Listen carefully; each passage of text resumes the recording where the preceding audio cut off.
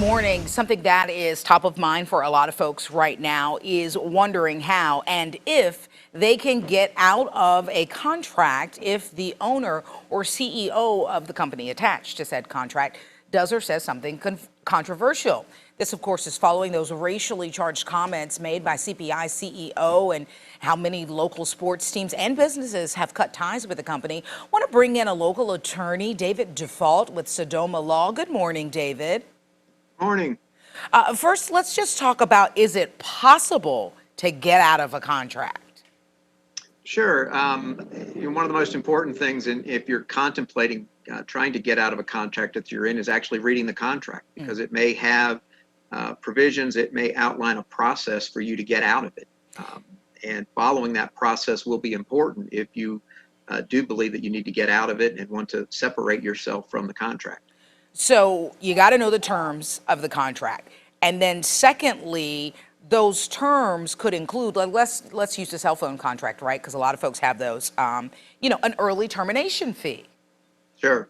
And there may be, it's not uncommon for contracts to have a provision where before you can get out, you have to give the other party a right to fix or cure whatever it is that you're alleging that they've done wrong. And not giving them that right can result in early termination fees, liquidated damages, other provisions that might put you in a worse position than you thought you would be in by getting out of the contract.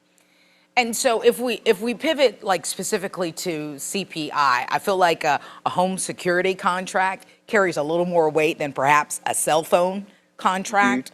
Can you speak to how rigid some contracts are compared to others?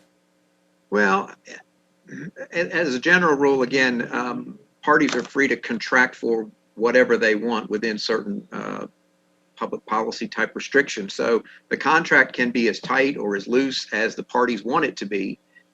Typically, there is a stronger side and a weaker side to a contract. So an individual homeowner trying to get into a contract with a security company probably has less wiggle room, less negotiating ability to modify terms. Again, that goes back to why it's so important to understand and read the contract before you actually put your name on the dotted line. Because I imagine you may also have to give like written notice and to your point, waiting for the company to respond. Exactly. And also that potential obligation to allow them to fix or cure the problem. And not following those processes, again, could subject you to other costs, additional terms that you might not be anticipating. So last question, is this then a cautionary tale going forward anytime you enter a contract to read the fine print? Yeah, I remember, my parents always told me never sign anything until I've read it. And, that's going to be something that whatever the contract is that you're entering, it's worth taking the time to actually familiarize yourself with the terms and ask questions if you don't understand something. David Dufault with Sodoma Law, thank you so much for your time and perspective this morning. Thank you. Have a nice day. You too. Take care. Bye-bye. Okay, we got to take a quick break, but much more Good Day Charlotte when we return.